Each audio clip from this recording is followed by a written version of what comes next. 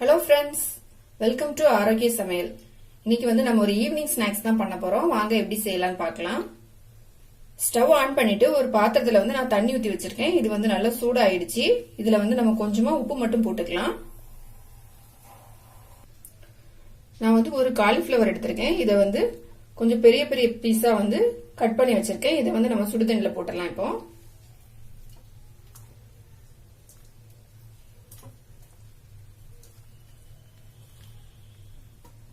இது ஒரு 2 நிமிஷம் அப்படி இருக்கட்டும்.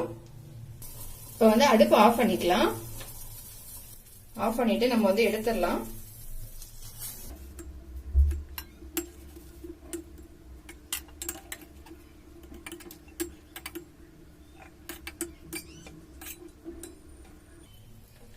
நான் தண்ணில இருந்து இப்ப எடுத்துட்டேன் காலிஃபிளவரை. இது நல்லா ஆறட்டும்.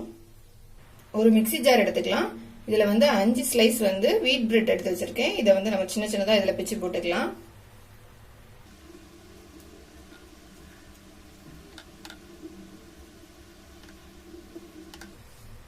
இதை நல்லா நம்ம பொடி பண்ணிட்டு வந்துடலாம். இப்போ நான் நல்லா பொடி பண்ணிட்டு வந்துட்டேன். சுடுதண்ணில இருந்து எடுத்த காலிஃபிளவர் நல்லா ஆறிடுச்சு. இதை நம்ம நல்லா துருவி எடுத்துக்கலாம். இப்போ நம்ம இந்த துருவல வச்சு நல்லா துருவி எடுத்துக்கலாம். காலிஃபிளவரை நல்லா துருவி எடுத்துட்டு வந்துட்டேன். இந்த மாதிரி நல்லா துருவி எடுத்துக்கணும். மிக்சிங் பவுல் எடுத்துக்கலாம். இதுல நம்ம துருவி வச்சிருந்த காலிஃபிளவரை போட்டுக்கலாம்.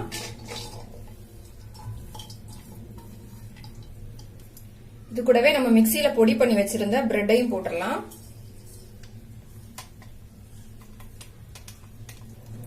ஒரு வெங்காயம் சின்ன சின்னதா கட் பண்ணி வச்சிருக்கேன். அதையும் போட்டுக்கலாம். ஒரு கேரட் துருவி வச்சிருக்கேன். அதையும் போட்டுக்கலாம்.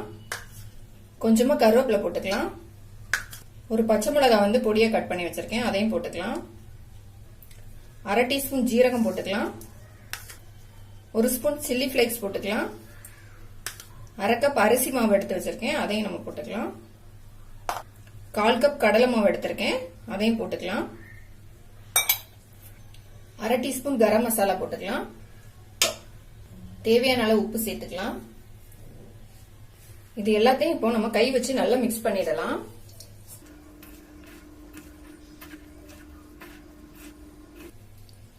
கொஞ்சமா இந்த அளவுக்கு தண்ணி எடுத்திருக்கேன். இதை ஊத்தி நம்ம நல்லா மிக்ஸ் பண்ணிடலாம். மாவு நல்லா மிக்ஸ் பண்ணிட்டேன்.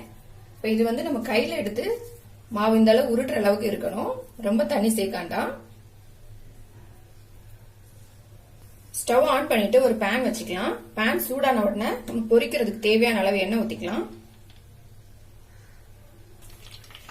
எண்ணெய் சூடாயிடுச்சு. இப்ப நம்ம ரெடி பண்ணி வச்சிருக்க மாவு கொஞ்சமா கையில எடுத்துக்கலாம்.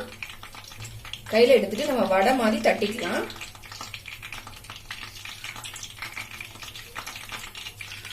இந்த மாதிரி தட்டிட்டு நம்ம எண்ணெயில போட்டு ஃப்ரை பண்ணிக்கலாம்.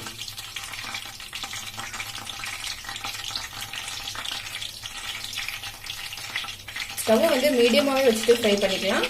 நம்ம இதுல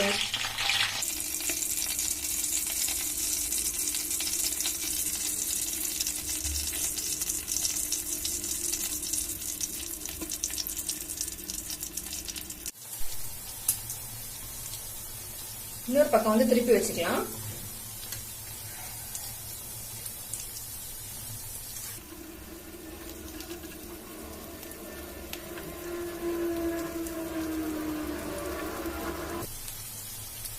ரெண்டு சைடுமே நல்லா வெந்துருச்சு. நம்ம எடுத்துடலாம். இப்போ